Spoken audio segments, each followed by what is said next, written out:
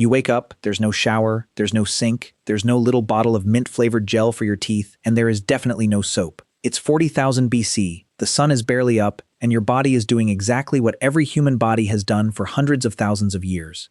It smells, it itches, it's covered in yesterday. And here's the part that's going to mess with you a little. That version of you, the one with no plumbing and no products, was probably cleaner than you'd expect. Not spotless, not fresh out of a spa, but not the filthy, fly-covered caveman you're picturing right now either. This is the story of how ancient humans stayed clean. Not how they survived disease, not how they cured the plague thousands of years later. We're talking about the everyday stuff, the grime, the teeth, the hair, the smell.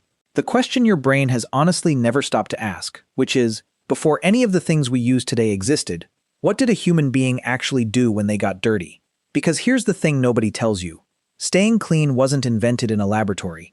It wasn't handed to us by some genius with a chemistry set.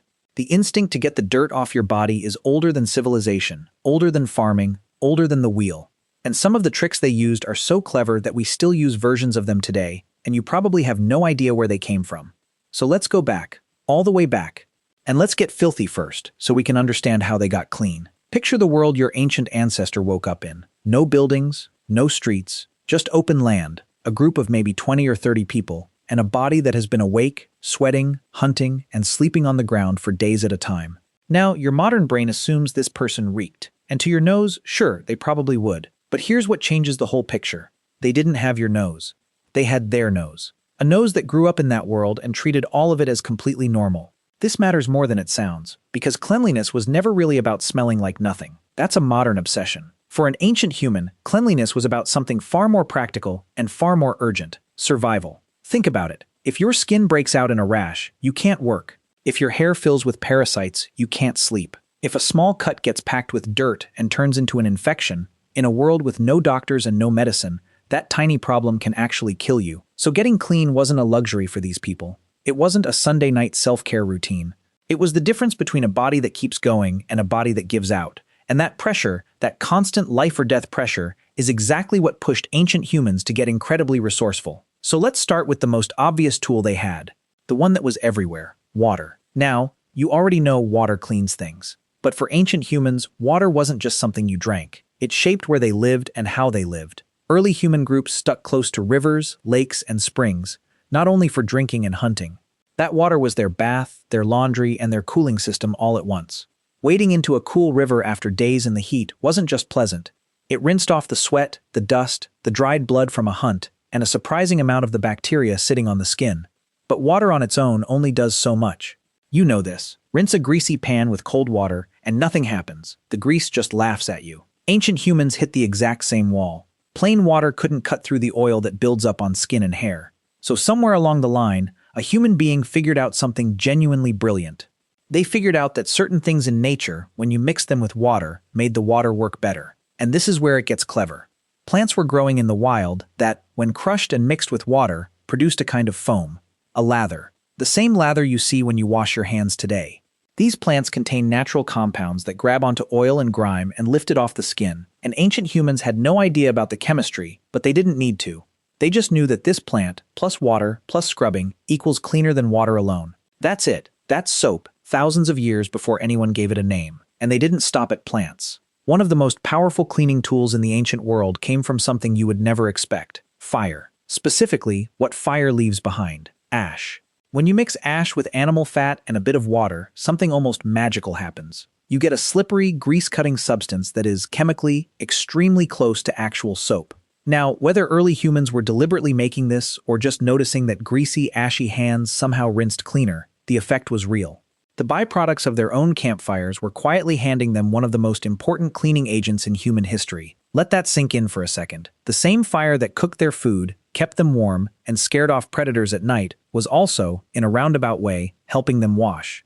These people were surrounded by tools they didn't fully understand, and they used them anyway, because they paid attention. That's the part we lose when we picture a dumb, grunting caveman. These were sharp, observant, problem-solving humans with the same brain you're using to watch this right now. Alright, so we've handled the body, but there's a part of ancient hygiene that was an even bigger deal, and it's one most people never think about: hair. Hair is a problem.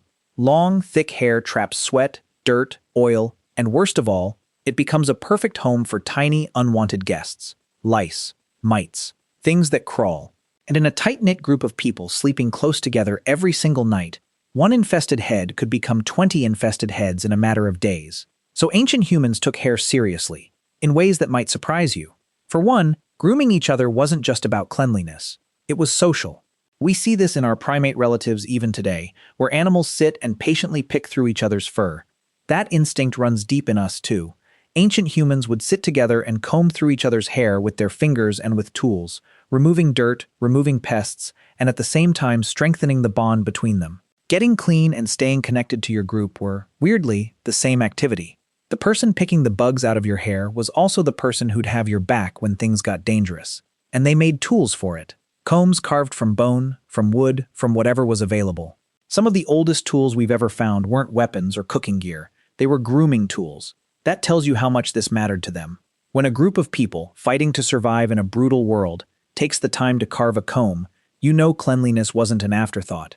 It was a priority. Now I want to take a quick step back, because there's a bigger idea hiding underneath all of this, and it's easy to miss. Everything we've talked about, the water, the plants, the ash, the combs, none of it was taught in a school. There were no instructions, no written down rules. Every single one of these tricks was discovered by a person paying close attention to the world and then passed down, by hand and by voice, from one generation to the next. A mother showing a child. One member of the group shows another. Knowledge survives not on paper, but in people. And that fragile chain of "let me show you how" is the only reason any of it survived at all. Okay, let's talk about the one everybody's been waiting for. Teeth. You're probably imagining ancient humans with rotten, broken, miserable mouths. And here's the genuinely surprising part. Their teeth were often in far better shape than ours. Not because they brushed twice a day. They didn't brush at all in the way you do. Their secret was their food. Ancient humans ate tough, fibrous, unprocessed food. No sugar. No soft, sticky, processed snacks. The kind of diet that doesn't feed the bacteria that rot your teeth in the first place. Chewing rough food all day actually scraped the teeth somewhat clean as they ate. But they didn't rely on diet alone. People across the ancient world chewed on certain sticks and twigs, fraying the end into a kind of brush and rubbing it against their teeth and gums. Some chewed on resins and plant materials that freshened the breath and fought bacteria. So no, they did not have minty gel in a tube. But the idea, scrubbing your teeth with a tool and using plants to keep your mouth healthy, that idea is ancient. You inherited it. Now, quick honest moment, because I think it's worth saying. Some of what we know here is rock solid, backed by real archaeological evidence. And some of it is our best, careful guess based on the tools we've found, the bodies we've studied, and the way people in remote groups still live today. History doesn't hand us a neat instruction manual. We're reading clues.